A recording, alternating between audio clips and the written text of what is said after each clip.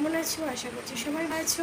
আমি সকাল সকাল রেডি হয়ে গেছি আর বেরিয়ে পড়েছি। আজকে নৈহাটি বড় মায়ের মন্দিরে যাব। হ্যাঁ, ওই জন্য খুব এক্সাইটেড। আমি একবার গেছি, এটা হচ্ছে দ্বিতীয়বার, তাই সবাই মিলে যাচ্ছি।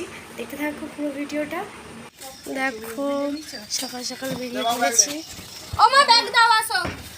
দেখো গাড়িও এসে গেছে। বিরাজ হাই কর।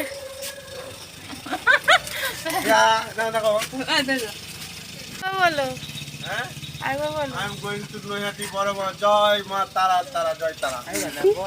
আজকে যখনই সকাল সকাল বেরিয়েছিলাম আজকে বড় মায়ের মন্দিরে যাব বলে, মনটা খুবই ভালো লাগছিলো। আর যেহেতু আমি জানলার সিটে বসেছিলাম, এত হাওয়া দিচ্ছিল, হাওয়ায় মানে আমাকে উড়িয়ে যাবে এরকম অবস্থা।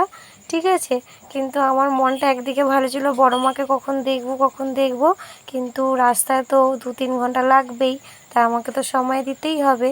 আর রাস্তায় যখন যাচ্ছি খালি একটা কথাই ভাবছি, কখন ঠাকুরকে দেখবো। আর দেখো প্রায় আমরা পৌঁছেই যাব। আজ মানে সকালবেলা বেরিয়েছিলাম তো, ওই জন্য রোড পুরোই ফাঁকা ছিল, তাড়াতাড়ি বেরিয়ে গেছিলাম। আর 2 ঘন্টার মধ্যে আমরা ধরো বাগনান থেকে 2 ঘন্টার মধ্যে আমরা বড় মায়ের মন্দিরে পৌঁছে গেছিলাম। তোমরাও যদি যেতে চাও এইভাবে চলে যাবে, আর যদি ট্রেনে যাও অবশ্যই সময় লাগবে। আর যেহেতু আমরা গাড়ি করে গেছি ওই জন্য আমাদের সময়টা লাগেনি। আর কতক্ষণে পৌঁছাবি? হ্যাঁ, আমরা এখন হাই রোডে আছি, আর কিছুক্ষণে পরে বড় মায়ের মন্দিরে পৌঁছাবো না? বল হ্যাঁ, কি বলতে হয়? বল জয় বড় মা, জয় বল, জয় বড় মা জয়। হ্যাঁ, আমরা কিছুক্ষণ পরেই বড় মায়ের মন্দিরে পৌঁছে যাবো। দেখতে থাকো পুরো ভিডিওটা। মন্দির প্রায় চলেই এসেছি। এটা হচ্ছে বড় মায়ের মন্দিরের রাস্তা, এখান থেকে যেতে হবে। দেখতে পাচ্ছ আমরা এই মাত্র এসে পৌঁছালাম।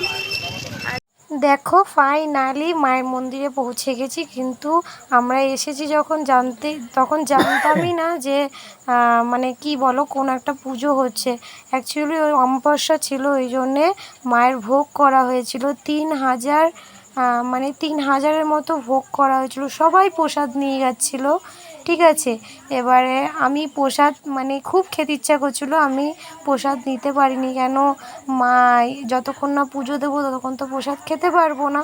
দেখো কেমন পরিমাণে লাইন হয়েছে। দেখো আমরা ভেবেছিলাম সকাল সকাল এসছি আমরাই হয়তো তাড়াতাড়ি পুজো দিয়ে চলে যাবো, কিন্তু না, তার মানে আগেও কত ভক্ত চলে এসেছে দেখতে পাচ্ছ পুজো দেওয়ার জন্যে। আর আমিও লাইনে দাঁড়িয়ে পড়লাম, আর লাইনটা সবে সরছিল, খুব তাড়াতাড়ি সরছিল না, কেন মায়ের অনেক কিছু কাজ থাকে তো ভিতরে, সেই ভিতরে কাজগুলো হচ্ছিল।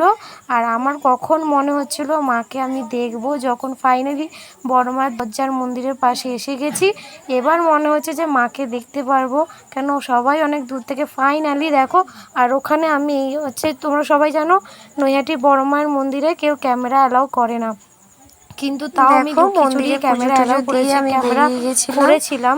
কেন আগেরবার যখন গেছিলাম, ফার্স্ট টাইম যখন গেছিলাম তখন ক্যামেরা করতে দেয়নি, আর আমি ক্যামেরা করতে পারিনি, কিন্তু এবার আমি ভেবেছিলাম যে ক্যামেরা মূর্তি না নিলে হয়, একটা ফটো না নিলে হয়, তাই জন্য কিছু কেনাকাটা করছিল। আর আমরা সেরকম কিছুই ঘুরিনি।